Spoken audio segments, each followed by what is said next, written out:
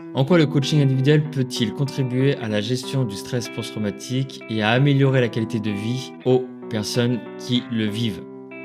Cette question-là, j'ai essayé de la répondre sur mon mémoire et j'ai trouvé ça intéressant de vous le partager. Je me suis enregistré quand je suis passé devant, le jury sur le coaching individuel et en quoi ça peut apporter sur les personnes qui vivent un stress post-traumatique. Il y a un truc qui marche bien pour améliorer sa vie, c'est les groupes de parole. Donc si ça t'intéresse et si tu veux tester, j'organise tous les dimanches matins, une fois sur 2, à 11 heures, des groupes de parole sur des thèmes. Va en dessous de la vidéo, dans la description, il y a un lien, tu t'enregistres et tu recevras le lien du groupe WhatsApp. C'est là où justement j'envoie le lien de la visio.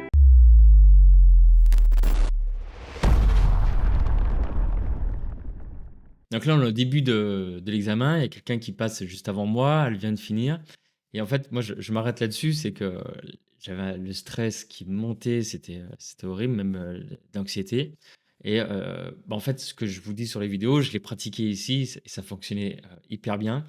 Je vous en parle, assez souvent, c'est le 4-7-8. Là, j'ai dû le faire, je sais pas combien de fois, et surtout je l'ai fait aussi, j'ai fait la méthode, tu fixes un point et tu essaies d'être, concentré sur ce point, n'importe lequel, le stylo ou n'importe quoi et j'essayais d'oublier en fait, ce qui était autour de moi. Ça me permettait de baisser mon anxiété et arriver dès le début, plutôt serein, même s'il y avait encore du stress. Donc là, j'avance un peu, parce pendant 5 minutes, il parle et pour tout vous dire, je sais pas ce qui ah oui, puis là, je suis parti parce que forcément ma chienne, elle a aboyé, donc forcément, c'était le moment et je vais attaquer bientôt. On peut voir ma calvitie et là, c'était parti. Donc là, en plus, ils me disent, le meilleur pour la fin, petit coup de pression. Que viens avec moi avoir le coaching personnel face au stress post-traumatique. Donc là, je commence, je me présente. Il va vers la reconstruction.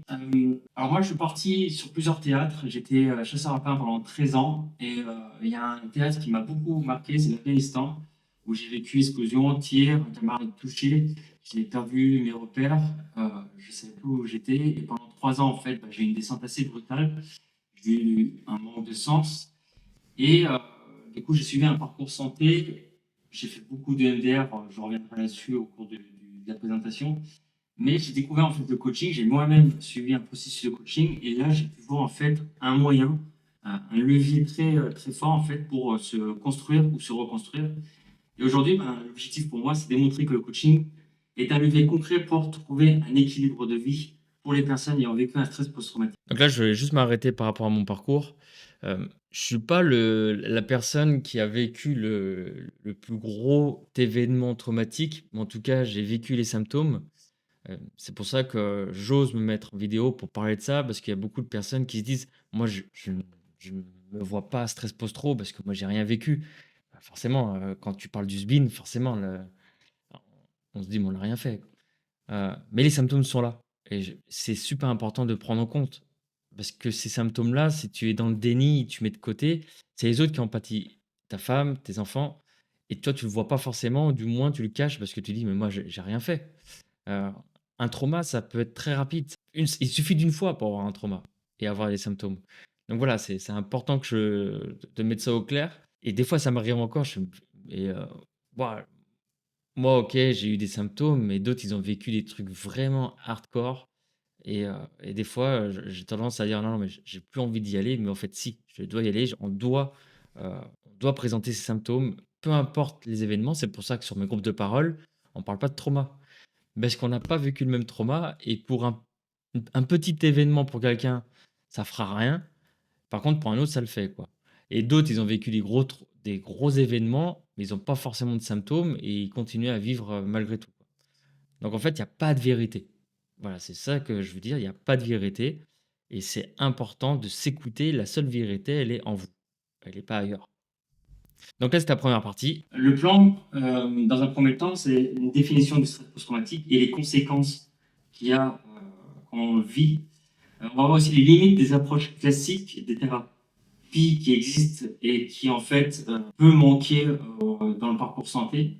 On va voir les fondamentaux du coaching personnel pour une personne que j'ai accompagnée aussi et sur le cas présent et un cas concret sur un vétéran fort spécial justement, où j'ai utilisé différents outils. Il y a eu des retours très positifs et une conclusion à la fin. Alors, le stress post-traumatique, au-delà de la définition clinique, c'est-à-dire qu'on parle du DSM-5, donc le manuel diagnostic et statistique des troubles mentaux. Du coup, ça, c'est un diagnostic, donc ça résume comme quoi les personnes qui vivent un stress post-traumatique ont des réminiscences, hypervigilance, évitement et troubles émotionnels. Mais au final, quand on le vit, ça va beaucoup plus loin que ça. Il y a vraiment un raz-de-marée intérieur, il y a une perte de contrôle et très souvent on s'isole profondément. Et donc du coup, il y en a la première chose qui peut être peut ressurgir, c'est l'impact identitaire.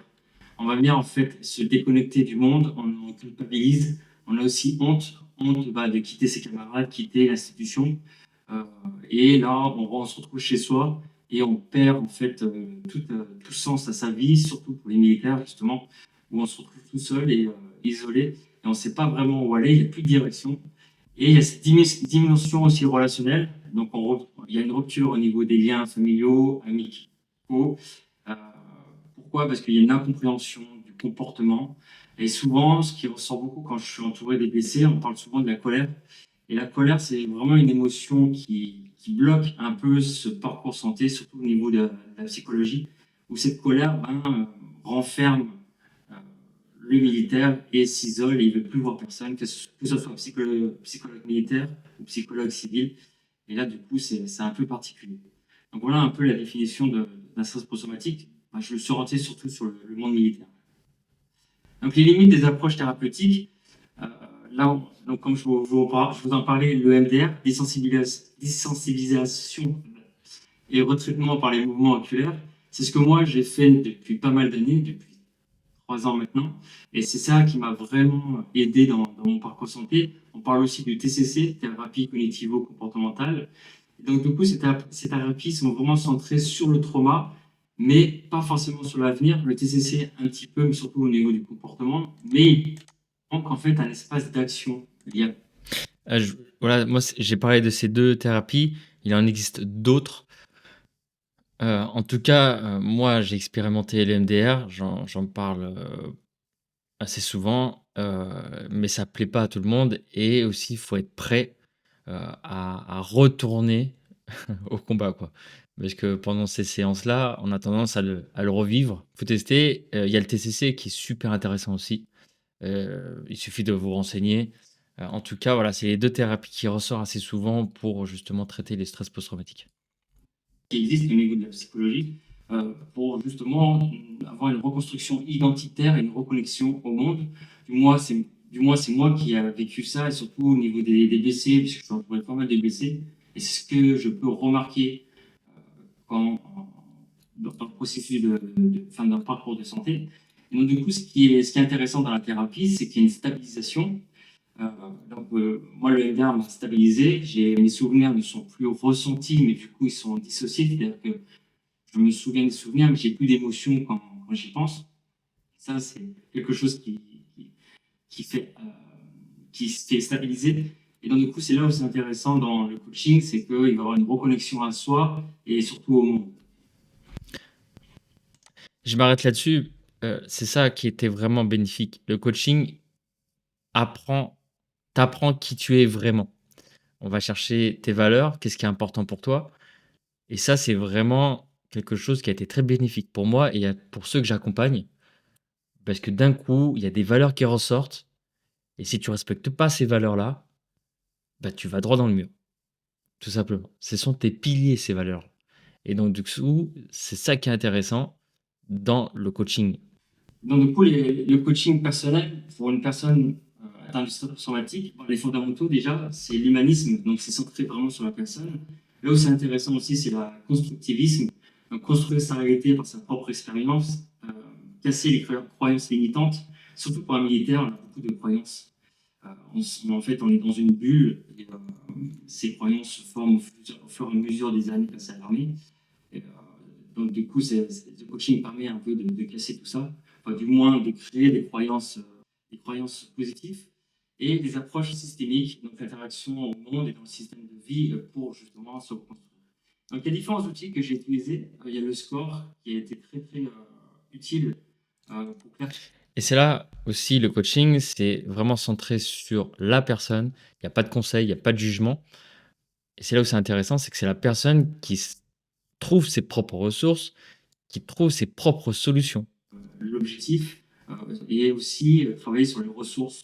Généralement, les personnes n'ont pas conscience des ressources et le score a fait ressortir tout ça et ça, c'était vraiment positif. L'une des outils que j'ai bien. Alors le score, je m'arrête, heu, c'est un moyen mnémotechnique, hein, c'est situation. Aujourd'hui, je suis dans cette situation-là, heu, qu'est-ce qui se passe, quoi? C'est, les causes. Qu'est-ce qui a fait que je suis dans cette situation-là? Le O, c'est les objectifs. Qu'est-ce que tu veux? Quels sont tes objectifs? Le R, c'est les ressources. Quels sont tes besoins pour arriver à cet objectif-là? Et le E, c'est, on va venir évaluer, en fait, le score. On prend du recul et OK, par rapport à cette situation-là, ces causes, objectifs et ressources, voilà, qu'est-ce que tu penses de tout ça? Vraiment été essentiel, c'est au niveau des valeurs. Le problème du militaire, c'est qu'il se construit une identité derrière un grade, derrière un cri, et le fait de travailler sur ses valeurs personnelles en fait ressortir beaucoup de choses, et ça se trouve au niveau des valeurs, et aussi la ligne de vie où justement. Je m'arrête sur les valeurs. Il y a plusieurs outils pour travailler sur les valeurs. J'en ai parlé sur un live où justement on va ressortir les 10 valeurs les plus importantes et ce qui est intéressant quand j'accompagne, c'est que je connais la personne à force de l'écouter, de l'analyser, heu et au final, on se rend compte déjà ce qui est important pour la personne et donc les valeurs, des fois, là, on a du mal à se rendre compte de notre propre valeur et c'est pas moi qui les trouve, hein, mais du moins je pose des questions pour justement trouver, les valeurs. Et après, on travaille sur 10 valeurs et l'idée, c'est d'en ressortir 3 les plus importantes avec des techniques, heu, que j'ai partagées sur un live et ça, j'en parlerai plus tard. Confiance. Et au final, quand on travaille sur la ligne de vie et les différentes ressources, c'est quelque chose qui est assez fort parce qu'il y a beaucoup de personnes qui manquent de confiance, du moins sur ceux que j'accompagne. Et Et la ligne de vie, c'est, on va parler du passé et dans le passé, il y a des choses mauvaises et des choses bien. On va se concentrer sur les choses bien et même dans le mauvais, on va aller chercher, un événement, c'est ressortir en fait qu'est-ce qui a fait que, heu, bah, tu as réussi à sortir de cet événement négatif. aussi qui a été très bénéfique euh, pour justement prendre conscience des domaines déjà, et qu'il y a des domaines qui n'étaient pas du tout exploités, et ça permet d'avoir des objectifs et des projets. Et ainsi, le CMA. Alors domaine de vie, c'est différents domaines, famille, travail, loisirs et cetera. Il y a plusieurs domaines et l'idée, c'est qu'on travaille sur ces domaines qu'est-ce qui est important aujourd'hui, pour toi? Bah, peut-être que c'est pro. Bon, bah, là, on va approfondir le sujet et mettre des objectifs en place. Il a été très utile pour justement faire un point sur le moment présent, connaître ses stresseurs et mettre en place des actions justement pour baisser le stress. Et le CMA, c'est la capacité maximale d'absorption. C'est la prochaine vidéo qui va sortir, donc je vous laisserai la regarder, mais en tout cas, c'est pour gérer son stress. Donc le cas concret, c'est un vétéran qui m'a contacté via les réseaux. Et cette personne-là, ça faisait 20 ans qu'il était dans le déni, ça faisait 20 ans qu'il avait arrêté l'armée. Mais suite à un déclencheur, suite à un divorce, tout a basculé, cauchemar, odeur, et il s'est retrouvé à l'hôpital civil. Et du coup, je lui ai proposé de faire un accompagnement en parallèle de son psychiatre. Donc, du coup, j'ai pas eu le lien avec son psychiatre et il n'avait pas besoin du psychiatre justement pour passer à l'action parce que déjà il refusait les médicaments et il était dans une démarche il était très démotivé justement à vouloir avancer. Et le fait de travailler sur ses valeurs ont permis à lui de se respecter et de rester honnête envers lui. Euh, les résultats aussi, c'était au niveau de ses projets professionnels où il n'avait pas forcément de visuel. Et le domaine de vie, il a fait ressortir plein de projets, euh, peut-être un peu trop, mais au moins c'est ressorti. Euh, et il est aussi là où c'était vraiment intéressant, c'est au niveau de la relation avec sa famille, parce que forcément la colère a fait que il y a eu bouleversement, il y a eu une relation surtout avec ses enfants, et la reconnexion identitaire. Donc comme je vous ai dit tout à l'heure, les valeurs ont vraiment pris, il a pris une conscience énorme et c'est ce qui a permis d'avancer durant le processus de coaching. En conclusion, c'est pas pour soigner, c'est pas pour guérir, mais en tout cas, ça permet d'avoir une relation avec l'événement traumatique. Et il y a des limites aussi au niveau du coaching, c'est au niveau des médicaments. Il y a certaines personnes qui prennent des médicaments assez lourds et donc du coup, il faut être assez conscient et présent. Donc ça, c'est pour ça que l'entretien préalable est très important pour prendre conscience que si les personnes sont vraiment dans une phase très difficile, le coaching n'aura pas cette puissance. Par contre, une personne qui a déjà arrêté les médicaments, qui est dans une démarche, une motivation pour changer, là, c'est intéressant. Ça vient complémenter en fait la thérapie à côté d'un psychologue, psychiatre ou peu importe la thérapie. En tout cas, ce qui est intéressant pour la suite, c'est par rapport aux mémoires et aux différents coachings que j'ai fait, c'est même avoir une formation spécialisée dans le contexte post-trauma, que je trouvais ça peut-être intéressant à construire. En tout cas, dans tout ce qui est l'intégration du parcours de soins, il manque pour moi un protocole officiel au niveau du coaching pour justement mettre en mouvement les vétérans. Et donc, du coup, mon projet professionnel, c'est d'accompagner les vétérans et anciens militaires dans leur transition de vie civile, ainsi que ceux qui souffrent des stress post-traumatiques, afin qu'ils trouvent stabilité, sérénité et une nouvelle dynamique de vie. C'est là où je trouve que c'est important d'être accompagné. Le fait d'avoir quelqu'un qui te coach, qui te met en mouvement, ça fait toute la différence, hein, mais vraiment. Et pour ça, en fait, pour aider les vétérans, j'ai créé une chaîne YouTube. C'est une forme de formation, en fait. Ça permet d'éduquer parce que j'ai remarqué que beaucoup de vétérans n'avaient pas de connaissances au niveau de la santé mentale. Donc, du coup, depuis peu, je fais des interviews avec les vétérans et aussi des vidéos, justement, qui prennent conscience de tout ça. Le traumatisme est un fait de la vie, mais il ne doit pas être une condamnation à vie. Pourquoi je finis par cette citation? Parce que souvent, autour des blessés, on parle de vivre avec le stress post-traumatique. Et moi, j'aime pas trop cette phrase parce qu'on nous enferme dans une idéologie, on nous enferme dans une boîte et on a cette sensation de ne pas avancer. Donc, du coup, je suis un peu là pour casser tout ça et essayer de faire avancer les vétérans. Merci à vous. Donc voilà, il a tout dit, hein, le gars, il a tout dit. Donc voilà, si cette vidéo t'a questionné, n'hésite pas à mettre un pouce bleu, abonne-toi, partage cette vidéo si tu penses que ça peut aider certains vétérans, anciens militaires. En tout cas, je vais continuer à faire les vidéos. Si vous avez des sujets sur lesquels vous voulez aborder, n'hésitez pas à le mettre en commentaire.